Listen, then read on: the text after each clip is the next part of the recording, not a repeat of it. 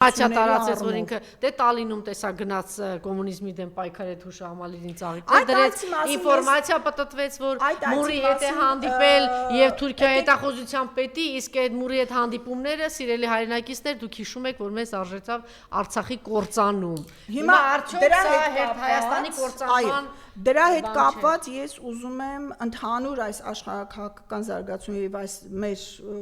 հրաշքների գործողությունները մի համատեքստում են շարժվում։ Դրա ուրեմն նախ նշեմ, որ այդ Էստոնիա այցը համապատրաստից էր եւ դրա վկայություններ, որ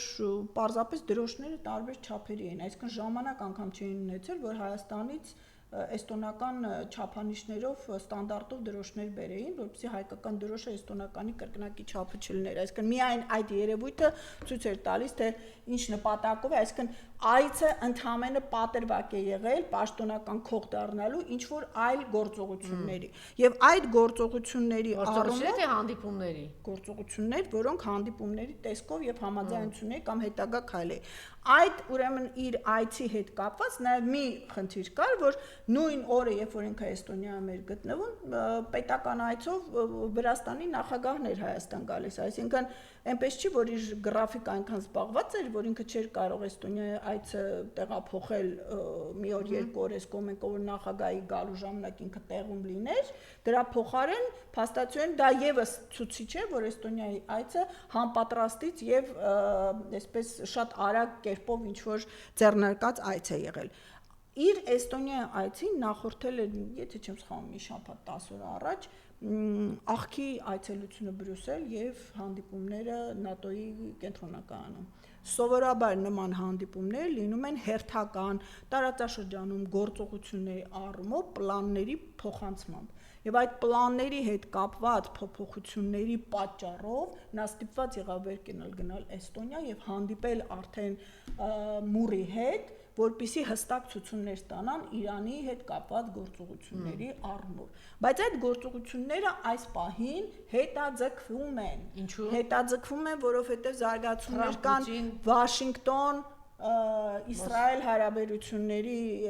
Նաթանյահու-Թրամփ հարաբերությունների առումով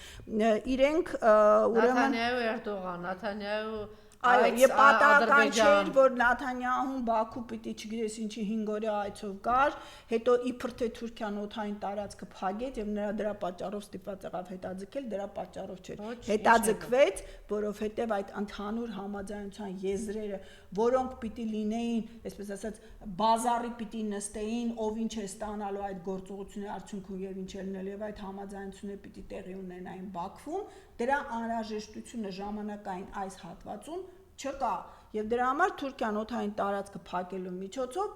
պատրվակ տվեց Նեթանյահուն հետաձգելու այց, այսինքն դա ընդհանրապես ժեստ էր Նեթանյահուն։ Դրա դիմաց Թուրքիան փորձելու է արաբական աշխարհից եւ իսլամական աշխարհից քվեներ ստանալ, միավորներ ստանալ, իբրև թե ինքը Պաղեստինի առումով գործողությունները, այսինքն ջանքերը գործադրում։ Ինչ է կատարվել իրականում։ Մենք հասկանանք, որ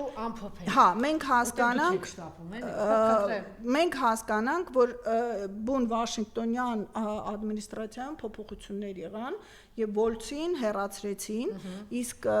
ինքը կհիշեք իր կողմից իբրև թե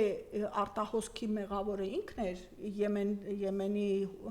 հուսիտների դեմ, այո, բայց իրականում այստեղ ինձ թվում է ինչ որ բայց ասում են դա կազմակերպված է, պետք է դա կազմակերպված ինչ-որ բաներ հաշվի առնելով նրա խիստ պրոիսրայելական եւ Իրանի դեմ ռազմական գործողությունների միջոցով խնդիրները լուծենու տրամադրվածության պատճառով եւ դրա ներքո կատարված գործողությունների պատճառով։ Այսինքն նա Թրամփի ձեռքի տակ այլ գործողություններ էր արել, ոչ Թրամփի ադմինիստրացիա կամ Թրամփի համաձայնությամբ, փորձելով գործը տանել Իրանի դեմ ռազմական գործողությունների սկսման։ Պատահական չէր, որ մենք այդ ժամանակահատվածում, հա, մի զուգադիպեց Նաթանյահուն պիտի Բաքու գար, Էրդողանը պիտի գար հանդիպեր, Պակիստան, Հնդկաստան, հանկարծ չգիտես ինչի աղաբեկչական փոխում Թրամփը, բայց օրինակ 3 առաջ հարցազրույցում ասում է, ես պարզապես չեմ ուզում, որ նրանք միջուկային զենք ունենան, որտեղ աշխարհը դա ընդհանրապես այսպես քաղաքական ձևակերպումն է, դա չանդրադառնանք, դա ուրիշ տեղ կտանի մեզ։ Մենք հասկանանք, որ երբ Ֆումեր Իրանի դեմ գործողություններ սկսելու ուրեմն սցենարը, որի առումով Վոլցը ադմինիստրացիայում իր դերակատարում ուներ եւ Նաթանյահուի այնտեղ լինել ժամանակ ինքը առանձին հանդիպում էր, այսինքն ընդհատակում նա գործողություններ իրականացրել բուն ադմինիստրացիայի հիմնական դերակատարներից գաղտնի, որը բնականաբար Թրամփի համար դժգոհություն առաջ է, որի պատճառով ինքը ձերբազատվեց Վոլցից, այսինքն ուղարկում եմ մակ ասելով գնա այնտեղ, դե մի անգամից հանելը բարդ կլինի, բայց դա եւ նույն ժամանակ մենք տեսանք Իրան, Հնդկաստան-Պակիստան հարաբերությունների սրացում, այսինքն պետք է այնտեղ լիներ, Աֆղանստանում սրացումներ պիտի լինեն, որը աստիճանաբար պիտի անցներ դեպի իրանական հաստատ, մենք տեսանք Բանդար Աբասի պայթյունները, մենք տեսանք տարբեր այլ էլի գործողություններ, որոնք ակնհայտորեն ահաբեկչական գործողություններ են Իրանի տարածքում, որը ներքին խնդիրներ են առաջացնելու, եւ այս առումով սա ցույց էր տալիս, որ այստեղ եփվում էր հերթական գործողությունը, որի հստակ հանձնարարականներ ստանալու համար աղքը գնացել էր Բյուսել եւ քանի որ իրադարձություններ էին զարգանում եւ հավասարությունը այնպես չէր գնում ինչպես պետք է մեր հրաշքը գնաց Էստոնիա ստանալու հերթական ցուցումները